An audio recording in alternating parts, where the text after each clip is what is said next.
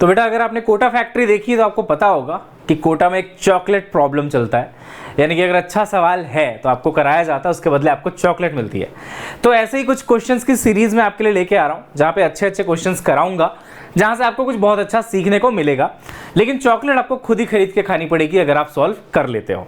But हाँ, ये chocolate problem है। देखो, ये काइनेमेटिक्स का यानी कि मोशन एंड 1D का ग्राफ का चॉकलेट प्रॉब्लम है। अब देखिए इसमें क्या बोला गया है। इसमें आपको वेलोसिटी और डिस्प्लेसमेंट यानी कि v और x के बीच का एक ग्राफ दिया हुआ है, जिसका वेरिएशन कुछ ऐसा सा है। आपको बताना है इसके करस्पॉन्डिंग जो ax बनेगा यानी कि एक्सेलरेशन वर्सेस x बनेगा, वो इनमें से कौन सा सही होगा। आप चाहो तो वीडियो को पॉज कर सकते हो, और अगर आप 30 सेकंड में आंसर ला पाए तो आप एक चॉकलेट खरीद के खा भी सकते हो। आइए पहले इसका सॉल्यूशन हम लोग देख लेते हैं। आइए, तो बेटा यहां पे मुझे v और x का ग्राफ है और मुझे a और x का वेरिएशन पूछा गया है। अब समझते हैं कि अगर मेरे को v और x का ग्राफ गिवन है तो एक्सेलरेशन कैसे मैं निकाल सकता हूं, क्या क्या तरीके हो सकते हैं। तो देखिए बेटा, एक्सेलरेशन जो लिखा जाएगा, बाय द वे इसका आंसर जो आएगा वो c है, ठीक है, मैं पहले बता देता हूं, आंसर इज c। आइए बताते हैं कैसे।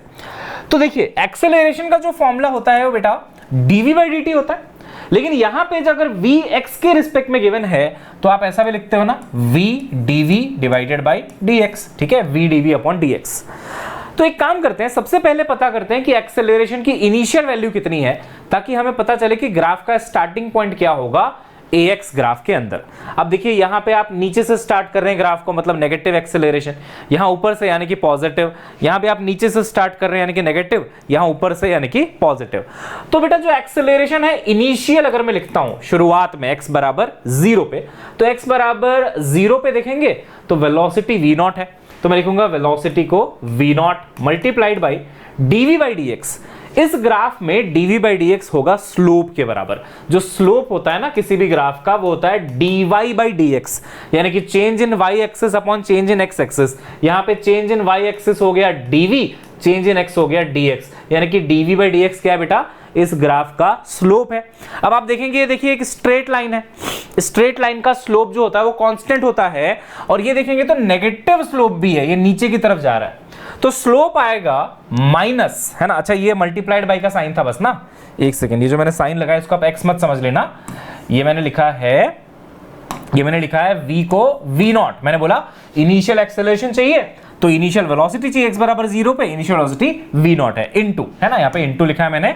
स्लोप देखो बेटा, स्लोप होता है कितना y का हाइट है और कितना x का, तो ये v0 अपॉन x0, लेकिन आपको दिख रहा है कि स्लोप इज नेगेटिव ऑल्सो, है ना, नीचे जा रहा है, तो ये हो गया आपका minus v0 upon x0। Basically जो आपको इनिशियल एक्सेलरेशन मिल रहा है ना, वो मिल रहा है minus v0 square upon x0।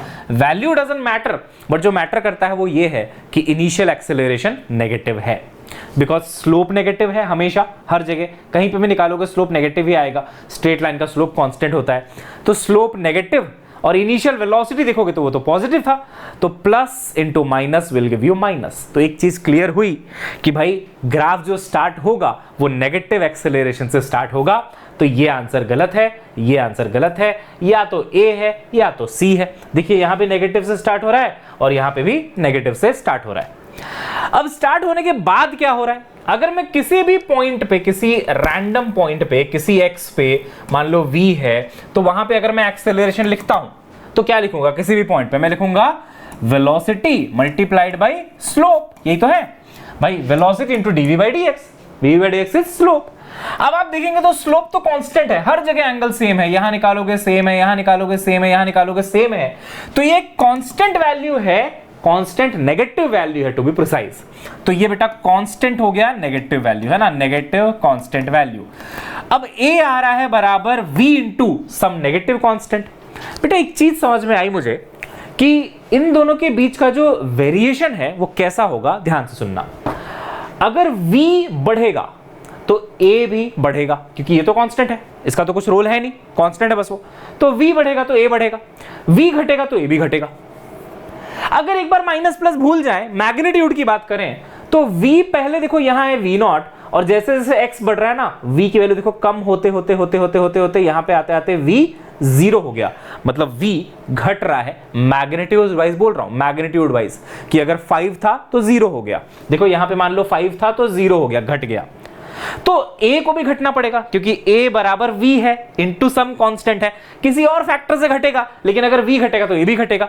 Basically they are directly proportional to each other. v घटेगा तो a का मैग्नीट्यूड भी घटेगा। तो मान लो यहां से शुरू हुआ, मान लो ये आपका -5 था, मैग्नीट्यूड घटने का मतलब थोड़ी देर बाद -4 हुआ होगा, फिर -3 हुआ होगा लेट्स से, और फाइनल वेलोसिटी देखो कितनी हुई है 0, तो एक्सेलरेशन भी फाइनली कितना होना चाहिए 0। हेंस ये देखो यहां पे आके एक्सेलरेशन हो गया 0। तो आपका ग्राफ जो है वो ये वाला सही है, ये गलत है क्योंकि इसमें इनिशियल एक्सेलरेशन तो है नेगेटिव, मैं मानता हूं, बट उसके बाद एक्सेलरेशन कांस्टेंट है। एक्सेलरेशन कांस्टेंट तब आता जब ये पूरा का पूरा टर्म कांस्टेंट होता, v इंटू स्लोप। यहां स्लोप तो चलो कांस्टेंट है, मैं मानता हूं, लेकिन जो v है यानी कि वेलोसिटी किसी भी टाइम किसी भी x पे, वो बेटा समय के साथ या x के साथ कम हो रही है। तो अगर v डिक्रीज होगा तो a के मैग्नीट्यूड को भी घटना पड़ेगा, a का मैग्नीट्यूड घटेगा 0 हो जाएगा। तो ये है आपका आंसर और ये था चॉकलेट प्रॉब्लम आज का। अगर अच्छा लगे कमेंट करके जरूर बताइएगा। मेरे पास और भी बहुत सारे चॉकलेट प्रॉब्लम पड़े हैं। चॉकलेट आपको खुद खरीदनी है, लेकिन प्रॉब्लम मैं आपको करवा दूंगा। मिलते हैं नेक्स्ट क्लास में, तब तक के लिए bye bye, have a nice day, see you soon.